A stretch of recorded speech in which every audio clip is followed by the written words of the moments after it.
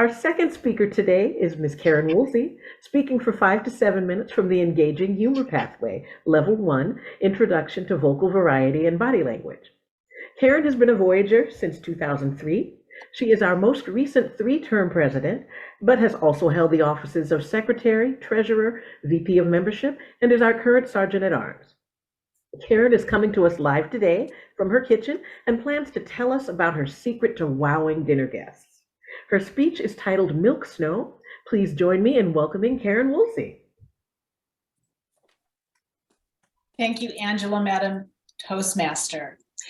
A few weeks ago, my husband's cousin from Vancouver, Washington, was down here in San Diego for the first time, and we had her and her best friend over for dinner. I was real nervous. I spent the whole day in the kitchen preparing, chopping and baking and sauteing and getting everything ready so I could prepare the perfect dinner. It was. And then it was time for dessert. I made my famous orange olive oil cake. It's simple, but it's light and delicious.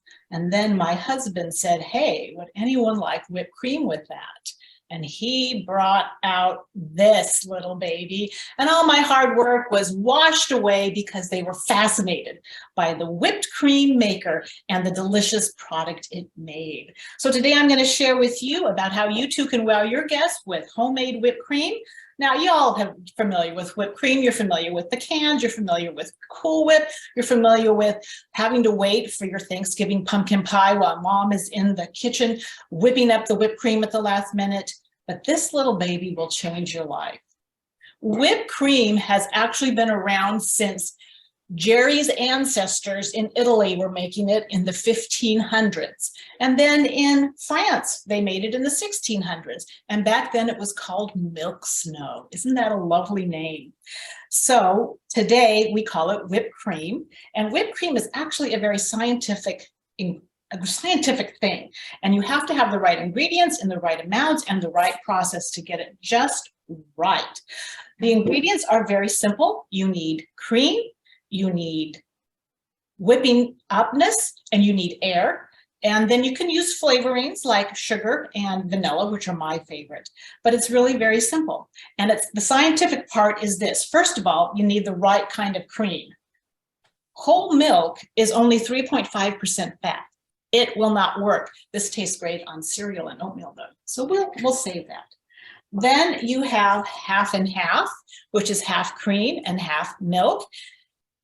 You can't make whipped cream. This is only 12.5% fat. And although it is perfect in your morning cup of coffee, look at that. Actually, you get the right perfect color. Can y'all see that? You probably can't because I drank too much.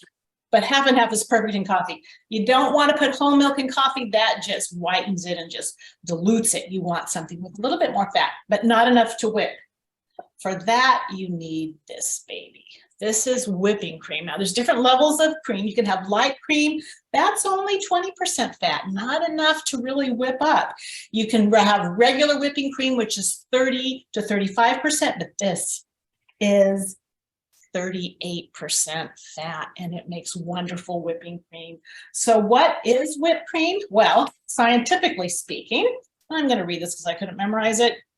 From the physics perspective, whipped cream is a shear-induced aeration of dairy products which presents as in an air in water dispersion. In the aeration process, fat crystals or semicrystals play an important role in facilitating and stabilizing the matrix by sticking the goblets together and bridging into a rigid crystal-based network. Does that sound good or what? Let me put it in layman's terms. You have air bubbles. So picture this as an air bubble. You have millions and millions of air bubbles, and they get surrounded by a sheath of protein, and that's the protein in the cream. And you can picture that as the egg, the peel on the orange, and then it's floating around in the liquid. That's the cream. But then comes the fat, and what the fat is, it's like this gooey stuff that connects all these millions and millions of air bubbles together, and it sticks them together. And as you whip up, you increase your volume. The fat surrounds and sticks these little air pockets together, and you have whipped cream. Now, does anyone know what happens if you over whip? Please put it in the chat box. And we will reveal that at the end of today's lecture on whipped cream. So you don't want to over whip.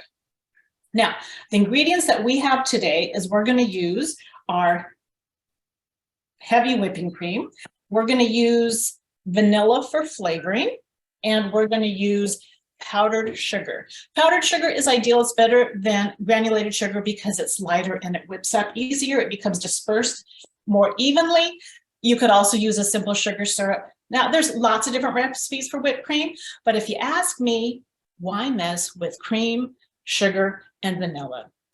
By the way, whipped cream with vanilla is really called cream chantilly. So we're going to make some cream chantilly here today. What makes the aerator so special? I'm going to tell you. First of all, you can buy the stuff at the grocery store that's got junk in it.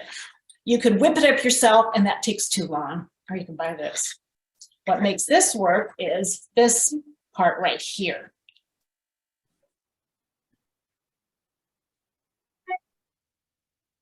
Nitrous oxide.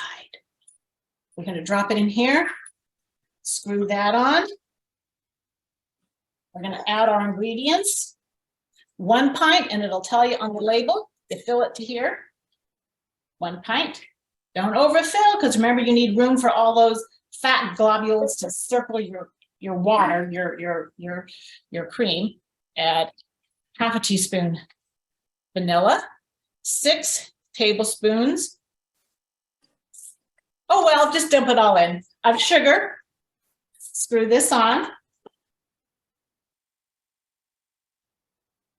Screw it on firmly. Shake 6 times, no more, no less.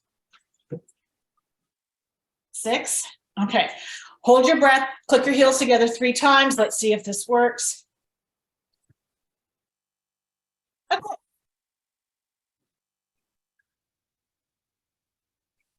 Shake it together 3 times.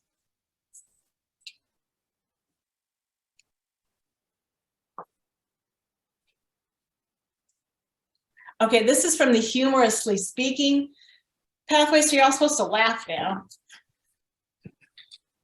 Okay, and that's why you have a nice, strong man around the house, because he can do it just right, and it'll be perfect. It'll be impressive every time. So for your next dinner party, get one of these, $75 on Amazon. Buy a box of these, nitrous oxide, $33, and you too can impress your guests. Back to you, Madam Toastmaster.